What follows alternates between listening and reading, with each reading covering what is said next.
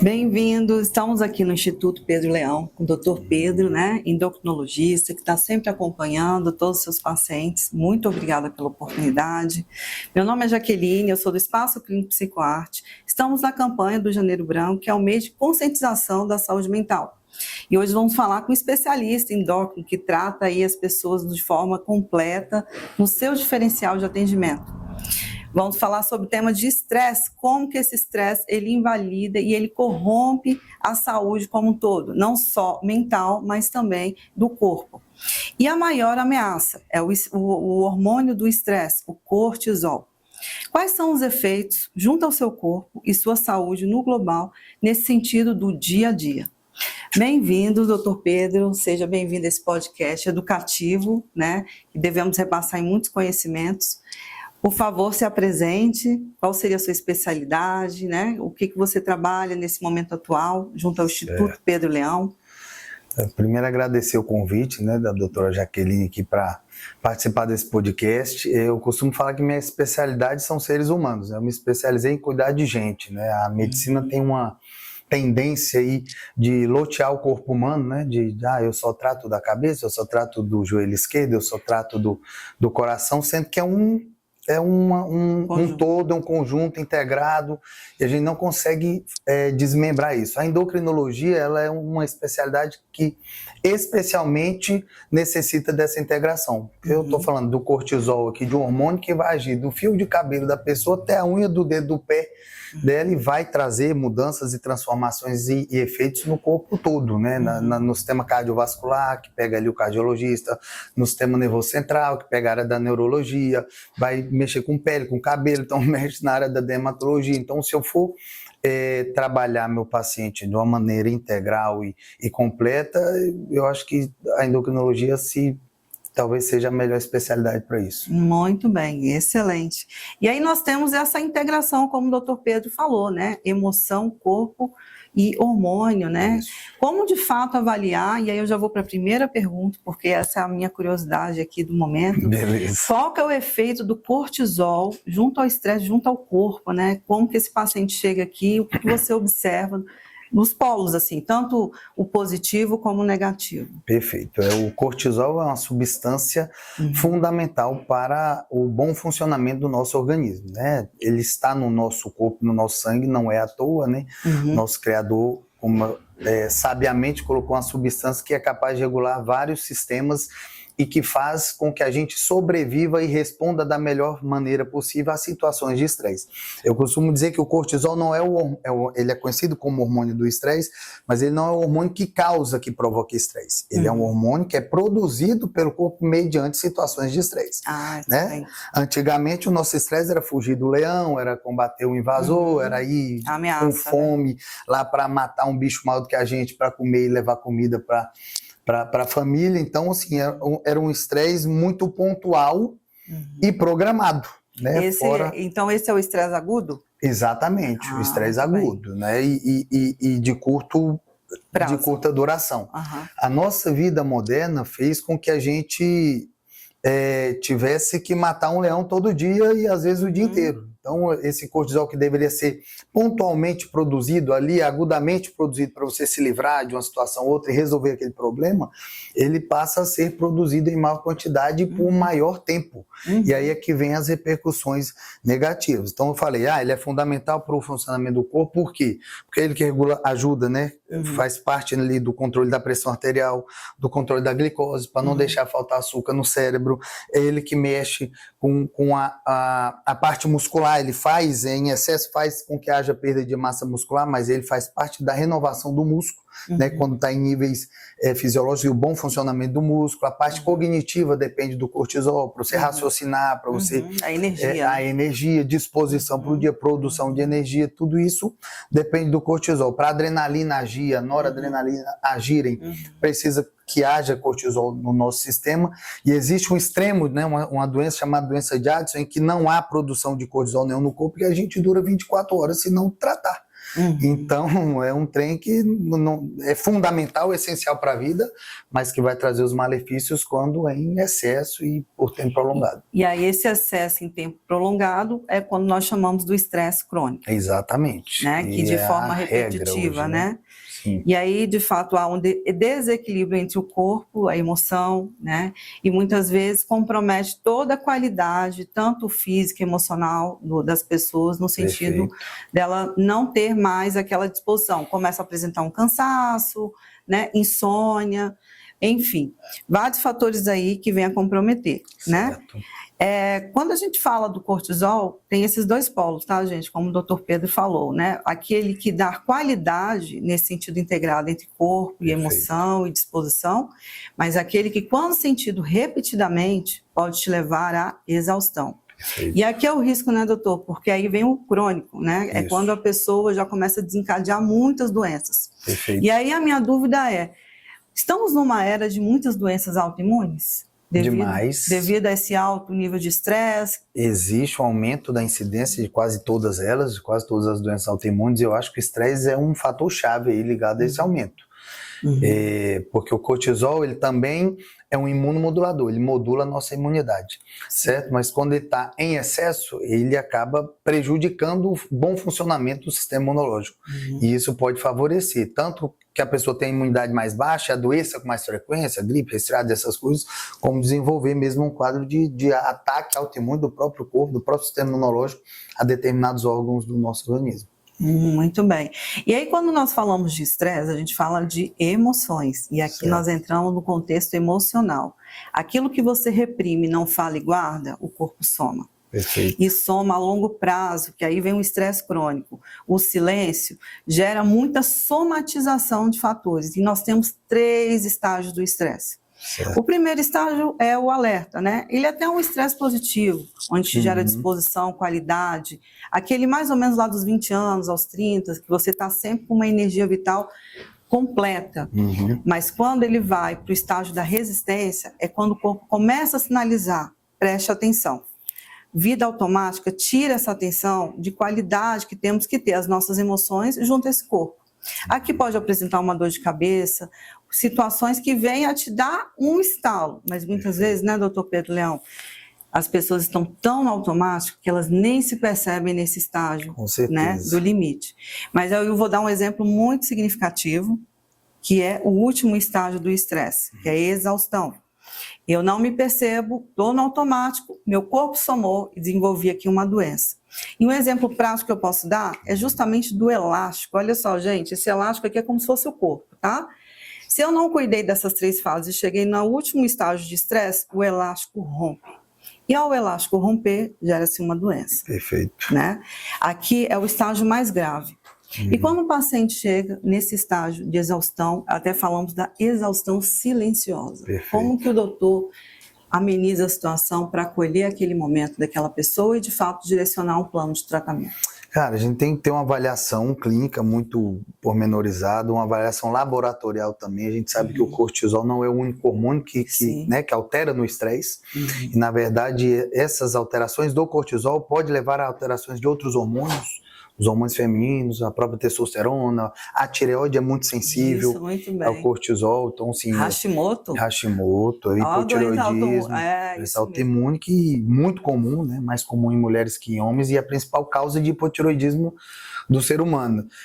Tanto que há uma recomendação da Sociedade de Psiquiatria que todo paciente com depressão tem que investigar a doença tireoidiana, e na de endocrinologia que todo paciente com doença tireoidiana tem que investigar a depressão e às vezes tratar simultaneamente. As duas condições são muito relacionadas. Então o cortisol com a tireoide, eles andam de mãos dadas mesmo. Então a gente faz essa avaliação laboratorial, né? Quem é meu paciente sabe o tanto de sangue que tem que tirar para começar a vir a se consultar. Conversa, né? Graças a Deus eu tenho tempo para conversar com meu paciente, isso é uma coisa que eu não abro mão, né? Porque é impossível você identificar uma situação dessa, de estresse, de exaustão, sem saber da vida do paciente mesmo, se tem filho, se não tem, se é dono de casa, se não é, se trabalha, os problemas que estão enfrentando, então que vira quase que um divã mesmo, e eu faço questão disso. E aí sim, identificados os problemas, as causas e as alterações laboratoriais, a gente traça o plano terapêutico individualizado para aquela pessoa, né? Que não é só remédio, né? Não é só tomar uma vitamina que vai dar certo, então a gente tem que, como eu falei, identificar as causas e se possível, corrigi-las. O que a gente fala do estilo de vida, né? Da atividade física, que é fundamental. Quem não consegue tratar um quadro de estresse crônico desse, de exaustão num sedentário, é muito difícil. A qualidade do sono, a higiene do sono, né? Ter horário para dormir em quantidade e qualidade. Eu falo muito do lazer, né, de que a pessoa tem que ter um hobby, tem que ter um lazer, tem que ter uma coisa que ele dê frio na barriga para fazer. Então, são pouquíssimas pessoas que eu pergunto aqui que tem um hobby, cara, que tem uma atividade que ele fica esperando chegar o fim de semana para fazer. As pessoas não têm isso. E é o tal do automático, que acorda, trabalha, dorme, come, fim de semana, fica em casa porque não aguenta nem sair de casa, Netflix, e entra nesse ciclo que vai gerar, de fato, alguma doença lá no futuro. E aqui vem uma questão, gente. Quando esse cortisol está alto, a inflamação ocorre e o adoecimento é o último repercussor de estágio, né, doutor Pedro? Perfeito.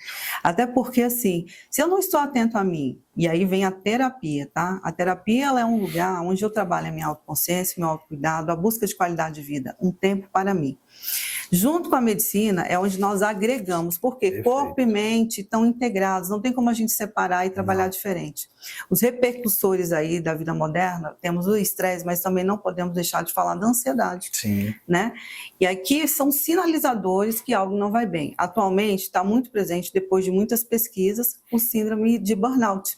Quando eu vou ao meu nível de exaustão máximo e eu não me percebi. Eu falo isso porque eu tive na época da pandemia, síndrome de burnout, 50 pacientes online, e para mim foi assim, vou correr, né? Porque eu estou começando a ter síndrome do pânico. Sim. Então, o andar, muitas vezes eu estava de frente com uma tela, eu dava um tempo para o paciente, falava, só um minutinho.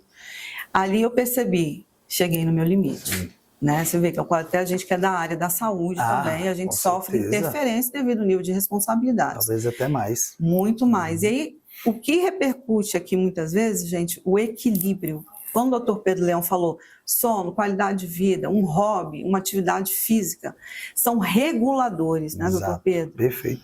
Reguladores, assim, fisiologicamente, emocionalmente. Aqui são integradores para você não desenvolver no futuro uma doença que eu fui, assim, tive uma notícia, não foi justamente no ser humano, mas foi no meu cachorro, síndrome de Crohn. Caceta. A doença desenvolvida pelo estresse. Esse cortisol, quando alto, né, aumenta ali diversos fatores de inflamações no corpo. Sim. Mas falando aqui, vamos falar um pouco das mulheres, doutor Pedro, que andam adoecendo, né? A sobrecarga, os múltiplos papéis das mulheres atualmente, a mente que não desliga, né?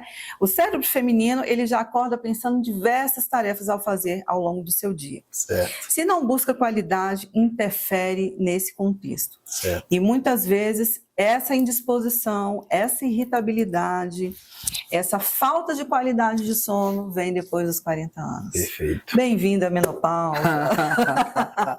É o climatério, não é pelo assim menos, o climatério e tudo mais. E aqui, quando chega uma mulher, uma paciente, desculpa, que fala, doutor Pedro Leão, estou muito irritada, meu sono não está bom, né? Minha qualidade de libido caiu bastante, isso interfere na qualidade de relação conjugal. Além de indisposição física mesmo, já acorda cansada, parece que não dormiu nada, ou até se tiver um sono de qualidade, infelizmente está indisposta. Como orientar esse caso, como investigar e qual o seu plano de tratamento nesse momento? Cara, pois é o que eu falo, vocês inventaram um trem que eu não sei se foi uma boa ideia, sabe? A mulher querer assumir tantos papéis assim, tantas obrigações e responsabilidades, trabalhar tanto quanto o homem, e ocupar os mesmos lugares, tá? Eu sou longe de ser um machista, mas eu acho que a mulher já tem papéis demais, né, próprios dela, e assim como o homem tem os dele. E só que vocês passaram um pouco do ponto, né? O empoderamento, tá tudo certo, a mulher que quer, né, ser independente, ser uma grande empresária, ser uma líder, mas isso cobra um preço, né? E o preço é na saúde, o preço é na qualidade de vida. E aí é que a gente tem que pesar, né? Ver o custo-benefício disso. Mas eu vou falar muito, senão o povo vai, né, vou ser cancelado aí na internet, porque a mulherada tá poderosa. Então, a maior parte dos meus pacientes, né, a maioria o público maior é feminino mesmo, eu atendo mais mulheres do que homens, com certeza. A faixa etária maior também é acima dos 35, 40, com certeza. E, naturalmente, pelo envelhecimento do corpo, do ovário e de todas as glândulas do corpo, os 40 costuma ser um divisor de águas, né? A menopausa geralmente vai acontecer mais próximo dos 50, mas a gente começa a ter declínio hormonal dos hormônios femininos. Cognitivo, né? Cognitivo, em decorrência disso. Já a partir dos 40 é o que a gente chama de perimenopausa ou climatério, que são os anos que antecedem, de fato, o fim ali da produção hormonal feminina. E aí, nesse contexto, a gente tem que fazer essas avaliações todas que eu falei, mas focar bastante na parte dos hormônios femininos mesmo e ver se há necessidade de reposição, né, de ajuste de alguma maneira aí, e para poder tratar e traçar esse plano terapêutico, né? O que acontece, essa história de acordei cansada, mais cansado do que fui deitar, é um sintoma muito corriqueiro, muito comum, e está muito relacionado a esse quadro de exaustão mesmo, de estresse crônico, e já é um alarme, né? Um alerta que a gente liga. E tem que tentar achar, como eu falei, as causas disso, né? O que está levando essa sobrecarga, ver como é que estão os hormônios que regulam o sono, a progesterona, a melatonina, o próprio cortisol, também a tireoide. Então, assim, é um negócio que dá trabalho, não existe receita de bolo, tem que ser um a um mesmo, cada caso subjetivo, aqui, né, de cada totalmente, e essas mudanças de estilo de vida também vão ser aplicadas à mulher, com certeza, nessa idade. Mas, graças a Deus, hoje a gente tem recursos demais para deixar a mulher com 40, 50, 60 funcionando perfeitamente. Isso é verdade. Bom, trazendo aqui, gente, a importância de manter o equilíbrio, ficar atenta, ter o autocuidado. Mas nem todo mundo consegue ter essa disposição, porque quando a gente está no automático, a gente não se percebe. Sim. E aí eu vou trazer uma experiência clínica, caso que eu tive muito grave, o ano passado. Foi quando mulheres mães não se perceberam, né? Muitas vezes a gente fala, o cérebro é o gerenciador, né? O computador que gerencia emoção e corpo fisiologicamente falando. Não se perceberam, começaram a ter insônia frequentemente, são casos diferentes, mas são mães que trabalham, têm filhos, né? E filhos que demandam muito. Ali surgiu um apagão, doutor Pedro. Chamamos aí, foi identificado como uma amnésia temporária. Não se percebeu, não reconheceu, noites sem dormir. Sim. Né? Vem toda essa bagunça. E aí, como orientar uma paciente que chega nesse estágio? Como tratar hormonalmente? Como avaliar até o histórico de vida dessa mulher que chega para você nessa faixa etária de 50 e poucos anos? Cara, isso é um curto-circuito, né? É o corpo entrando em colapso, literalmente, pedindo socorro. E é o freio obrigatório, né? É uma puxada de freio de mão, uma vez que a pessoa que está no controle não está querendo desacelerar. Então o corpo vai fazer isso de alguma forma, de alguma maneira. Isso pode ser um apagão, isso pode ser, né, um burnout, isso pode ser o desenvolvimento de uma doença autoimune. Então vai ter alguma forma do corpo gritar, pedir socorro e tentar de alguma forma parar aquela pessoa. E aí é que tá, a gente tem que achar de onde é que está vindo essa exaustão, qual que é a causa desse estresse crônico dessa pessoa, dessa paciente, ou, né, homem ou mulher que seja. Nesse caso aí que você falou, as duas, provavelmente essa multitarefa, essas multirresponsabilidades que a mulher tem de ser mãe, de ser esposa, de ser empregado, né, ou empregador, e isso, cara, somando a idade, ao envelhecimento e a queda desses hormônios todos que a gente está comentando aqui, os hormônios sexuais femininos, o climatério, a menopausa, o cortisol em excesso, não tem como a gente chegar num desfecho diferente disso. Então a gente tem que, de fato, identificar, mostrar isso para o paciente, ela tem que querer, obviamente, mudar essa situação, ela tem que desejar mudar. Isso, os hábitos, porque a gente não consegue obrigar nada aqui, não tem uma pílula que você toma que vai resolver todos esses problemas, e aí em conjunto, ela querendo, né, e com a abordagem multidisciplinar, que eu costumo falar que eu sozinho não trato ninguém aqui. Com certeza. Eu preciso de um bom educador físico, eu preciso de uma nutricionista, eu preciso de uma terapeuta, uma psicóloga, e eu costumo usar bastante essa rede de profissionais, e aí assim a gente consegue fazer um tratamento adequado. Excelente. Quando o doutor fala da equipe multidisciplinar, é uma equipe integradora, gente, Perfeito. Onde vai ajudar essa pessoa que está sem visão a sair desse lugar de exaustão. Exato. Muitas vezes, olha só um quadro muito interessante, a hipervigilância. Essa hipervigilância, quando ela é muito vivenciada continuamente, automaticamente vai virar aí um estresse crônico. Certo. Mas de onde vem a hipervigilância? Muitas vezes a hipervigilância vem do trauma, onde eu tive ali lá na minha infância, onde eu tenho nem memórias cognitivas, mas às vezes memórias físicas de Perfeito. sensações, que eu vou somatizando, eu estou sempre em um nível de alerta, onde eu preciso estar atenta a tudo, fazer e não consigo me desligar. E a maior interferência nesse final do dia é o sono, né, doutor Pedro? Porque aqui, se você está sempre hipervigilante, cortisol, todas as questões dos hormônios estão fora do lugar. E aí esse corpo, essa mente não desliga. Exato. E aqui como que entra a terapia? A terapia ela entra como uma fonte de organização, reprocessamento, né, e percepção de quem sou eu. Nesse autocuidado, nessa autogerência, é onde eu vou começar a equilibrar os meus pratinhos. Frente às demandas, estabelecer limite e pedir ajuda. Perfeito. Porque a vida automatizada faz que muitas mulheres, nesses múltiplos papéis, não peçam ajuda. São sobreviventes, muitas vezes, de muitos traumas, tratado em consultório, junto com o médico, é onde a gente automaticamente regula. E muitas vezes hoje a gente tem a terapia revolucionária, que é o MDR, né? Certo. Que ela está no mundo inteiro, que é uma terapia seguida junto a um protocolo, um reprocessamento daquele momento que a pessoa vive, onde a gente trata depressão, ansiedade, e um nível de estágio de alerta, né? Que eu estou falando aqui do estresse, e ali construímos, né, um lugar de segurança. Esse é o momento da terapia, onde você equilibra não só o seu emocional, mas junto com o seu físico. Né? Então vamos lá. Chegando a todo esse contexto, né, doutor Pedro, quando um paciente percebe que ignora os fatores e ele chega no estágio de risco, certo. Como que você entra como médico orientando, estabelecendo assim, olha, chegamos no limite?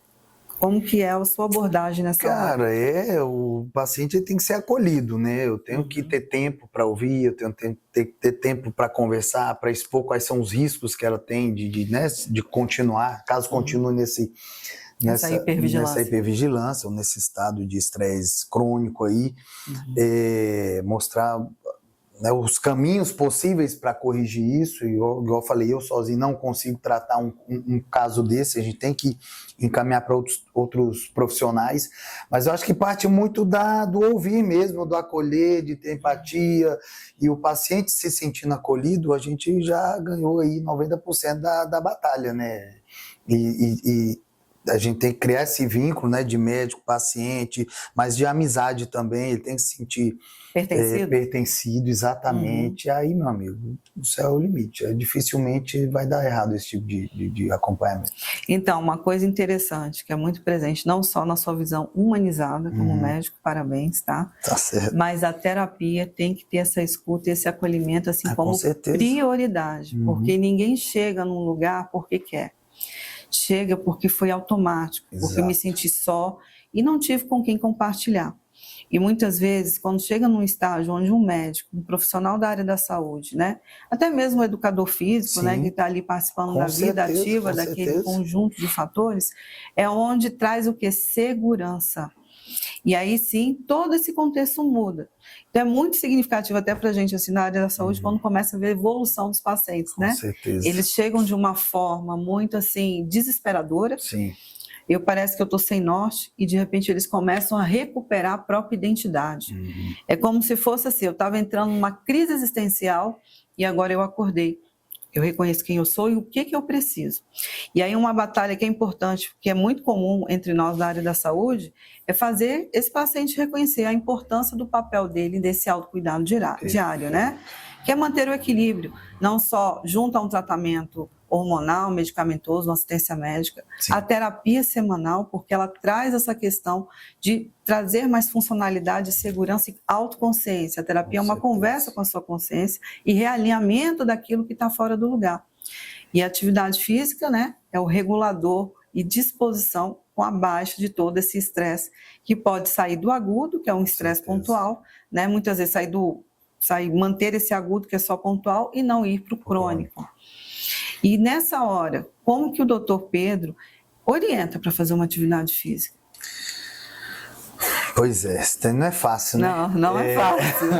Porque junta assim, eu não me identifico, sim, não gosto, é chato. Não gosto, é chato, é repetitivo. Tem que assim, eu graças a Deus, meus pacientes chegam mais selecionados para mim, né? Pelo tipo de público, tipo de paciente, quem indica o paciente para cá, ele já vem querendo mudar.